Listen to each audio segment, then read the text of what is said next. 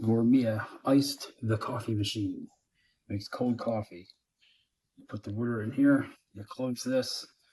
It's basically a coffee pot without hot coffee. So we're gonna button power buttons over here. Let's see how good this is. First time trying it. Hold on. I turn the button. Gotta turn that on first. All right. Let's see what happens. All right, I hear it. Is it gonna not work?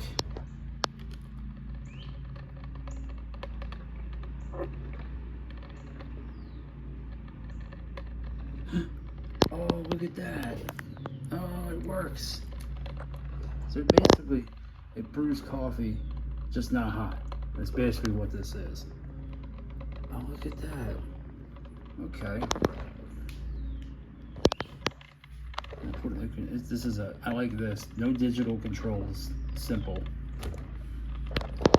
And there you have it, folks.